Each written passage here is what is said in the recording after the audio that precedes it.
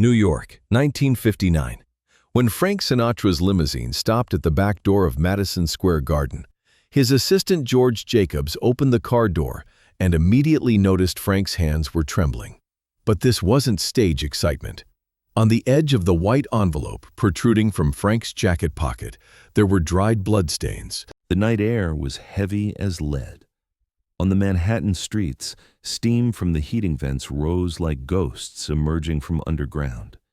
As Frank stepped out of the limousine, he brought his right hand to his jacket's inner pocket and touched the envelope like a caress. The letter inside that envelope had been gnawing at Frank's mind for 12 hours. A 6-line note. Typed, unsigned, not threatening, but all the more disturbing for it. Frank, do you remember that night in Las Vegas? At the Flamingo, in Giancana's room, the woman in the red dress? Her name was Angela Moretti. And now she's missing, you know. Frank didn't know, or didn't want to know. George touched Frank's shoulder. Boss, you ready? You've got 10 minutes. Frank nodded, but his eyes were vacant. That familiar feeling before taking the stage wasn't there tonight. That showtime adrenaline rush, that inner power. In its place was a dark emptiness, and inside that emptiness, Angela Moretti's ghost was dancing. Looking in the dressing room mirror, Frank Sinatra saw his 44-year-old face. He was still handsome, still the leader of the Rat Pack, still the world's most beloved singer. But what he saw in the mirror was someone else. A tired man. Too many nights, too many secrets, too many deals. Deals made with Sam Giancana, with that dark lord of Chicago. Inside Frank's head, Dean Martin's voice echoed, "Pally, if you sleep with these guys, one day you'll wake up in hell." But Dean didn't know. Nobody knew. Frank's debt to Giancana wasn't about money. This was about honor, about loyalty. That old world code etched into the DNA of a Sicilian father's son. Never forget a favor, never forgive a betrayal. In January 1958, Giancana had saved Frank's career. The bosses at Capitol Records had declared Frank finished. Sales were dropping, critics were getting vicious, and Frank went to bed with a whiskey bottle every night, thinking he'd never be on top again. Then Giancana stepped in. One phone call, one conversation, one favor.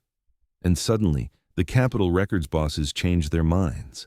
Albums started coming out again. Come Fly With Me, Only the Lonely. Frank was back on top, but everything had a price, and that price had now returned as the bloodstained letter in Frank's jacket. George placed a fedora on Frank's shoulder. "Boss, the stage is waiting for you." Frank took the fedora, put it on, but before he could look away from the mirror, he looked at himself one last time. In the depths of his eyes, he saw that night the Flamingo Casino. That closed meeting in Giancana's room, cigarette smoke, whiskey smell, and the woman in the red dress. Angela Moretti. Frank had only seen her once that night, but that look had burned into Frank's memory. Angela was standing next to Giancana in a strange silence. Her eyes were green, her hair wavy brunette, and there was such an expression on her face that Frank had defined it internally with the word captive. Angela didn't want to be there. Frank could tell, but women who stood next to Giancana never left, because leaving meant dying. As Frank walked toward the stage, he passed through the wings. His orchestra was waiting, a 15-piece jazz ensemble, trumpets, keyboards, bass. When Frank stepped under the stage lights, a wave of applause rose from the 10,000-person hall. But Frank couldn't hear it. In his ears, he only heard Angela's voice. That night at the Flamingo, as Angela passed by Frank, she had whispered, "Save me." 2 words. That was all. Frank had done nothing that night, because messing with Sam Giancana's women meant suicide. And Frank Sinatra, no matter how brave and rebellious he appeared, knew the rules in that world. So that night he'd tried to forget Angela. Whiskey, casino tables, phone calls with Ava Gardner. All of it was to suppress Angela's desperate "save me" whisper. But now, Angela was missing. And the letter Frank received was written as if her disappearance was somehow Frank's fault. You know, no, Frank didn't know, but he felt he should. When the stage lights hit Frank's face, he slipped into that familiar role. He smiled, waved his hand, stepped up to the microphone. "Hello, New York. Missed you bastards." The audience laughed, applauded, whistled. Frank continued with his jokes. He talked about Dean Martin, made jokes about Sammy Davis Jr. But inside, Angela's face was there. And that face echoed in Frank's every note, every breath. The first song was, "I've Got You Under My Skin." Frank leaned into the microphone. The orchestra played the first notes, and Frank's voice rose. Deep, velvety, woven with pain.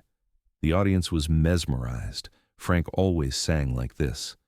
But tonight was different. Tonight Frank wasn't just singing. Tonight Frank was confessing. "I've got you, deep in the heart of me." Angela's face danced in the depths of Frank's mind. That red dress, those green eyes, that desperate whisper. "Save me." In the middle of the concert, Frank stepped off the stage for a moment. The audience thought this was part of the show. Frank took the hand of a woman from the front row, lifted her up, danced with her. The woman was middle-aged, happy, drunk. But as Frank looked at her face, he saw Angela. In every woman, he saw Angela. After the concert ended, when Frank returned to his dressing room, he found a new envelope on his desk, this time with red ink. When Frank opened the envelope, a Polaroid photograph fell out. In the photo was Angela, but she was no longer in the red dress. It was a black and white photo. Angela's face looked like it was crying, her eyes were closed, her hair was disheveled, and on the back of the photo, written in handwriting, was a note. "You didn't help me, Frank. Now it's too late." Frank's hand trembled. He put the photo on the desk but couldn't take his eyes off it. George came through the door. "Boss, ready to go to the party? Sammy and Dean are waiting at the 21 Club." Frank nodded but didn't stand up. George approached, saw the photo. "Who's this?" Frank didn't answer. He just took his fedora, put on his jacket, and walked toward the door. But he stopped at the door, turned, and looked at George. "George, I'm going to ask you something, and I want to know the answer. If you could have saved a woman but you didn't, and that woman is now missing or dead, is that your fault?" George looked into Frank's eyes. There was a long silence. Then George said, "Boss, the answer to that question depends on how much you valued that woman." Frank said nothing. He walked out the door. Frank never went to the 21 Club. Instead, he told them to drive his limousine to New Jersey. George asked, "Where are we going, boss?" Frank said, "To Angelo's place." Angelo Benedetto was Frank's childhood friend. They'd grown up together in the old Hoboken neighborhood. Angelo now ran an antique shop, but everyone knew Angelo's real business was information trading. Angelo was the man who heard everything in the underworld of New Jersey and New York. Mafia, FBI, politicians, everyone came to Angelo, and Angelo was always loyal to Frank. When the limousine pulled into a deserted street, Frank opened the door and walked to the shop. Angelo was sitting in a dimly lit space filled with old furniture, smoking a cigarette. When he saw Frank, he stood up. "Francis, what are you doing here at this hour?" Frank threw the Polaroid photo on the table. Angelo looked at the photo. His face changed. "How do you know this woman?" "I saw her in Las Vegas. She was with Giancana. Now she's missing." Angelo put out his cigarette. "Francis, this woman is dead. 2 weeks ago, she was found in the Hudson River. 2 bullets to the head. Police closed it as a secret settling of scores. But I know the truth. Angela Moretti was an FBI informant." Frank's world spun.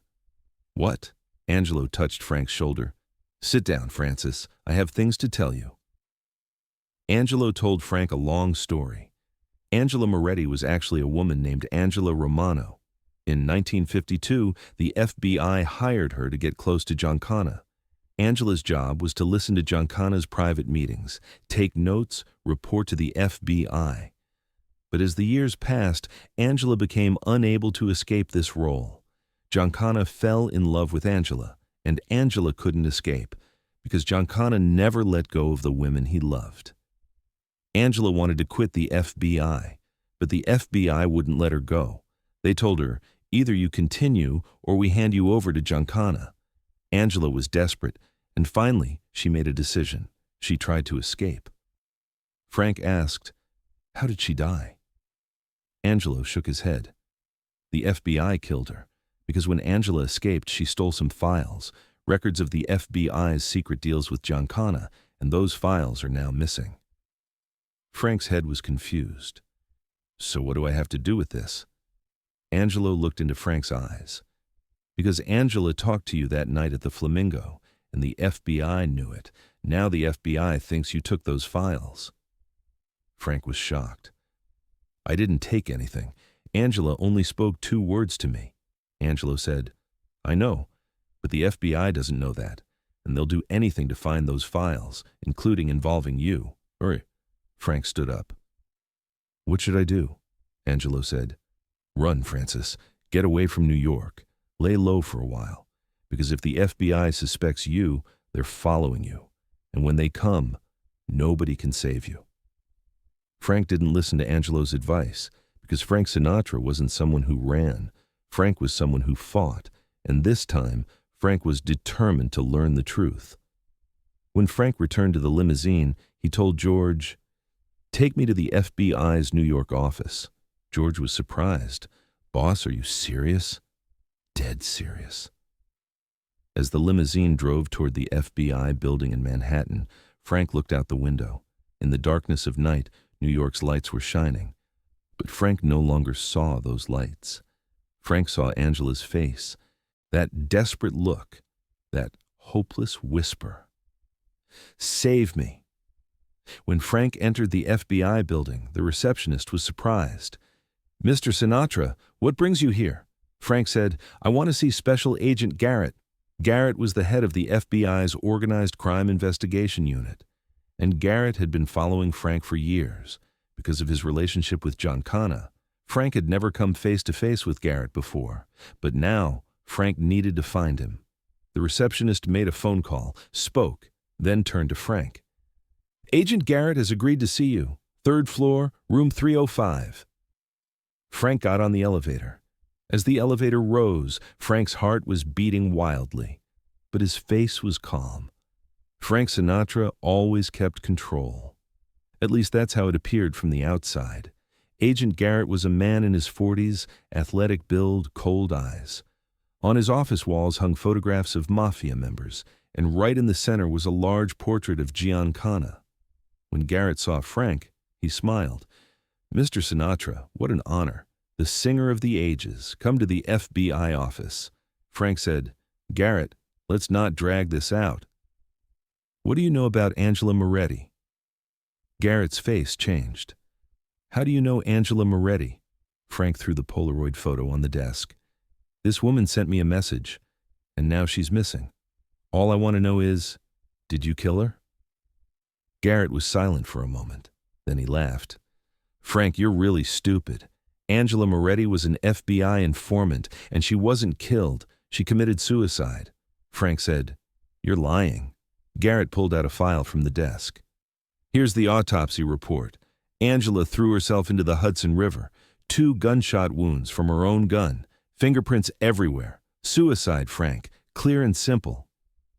Frank took the file, read it, but something was wrong. The report said the gun was in Angela's right hand. But Frank remembered that night at the Flamingo when he saw Angela. She used her left hand. Holding cigarettes, holding glasses, Angela was left-handed. Frank said, "Garrett, you're lying. Angela couldn't have fired with her right hand. She was left-handed." Garrett's face tensed. "Frank, you're interfering with my business now, and that won't end well for you." Frank stood up. "Garrett, I'm not interfering.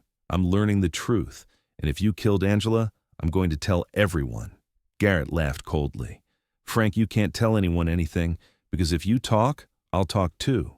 Your deals with Giancana, your help to Kennedy, your casino operations in Las Vegas, it'll all come out, and you'll be not just a singer, but a criminal." Frank looked at Garrett one last time, then left the office. When Frank left the building, it had started to rain. The New York streets were shining with wet asphalt. Frank didn't get in the limousine. Instead, he started walking. George ran after him. "Boss, where are you going?" Frank said. "To the Hudson River." George asked, "What are you going to do there?"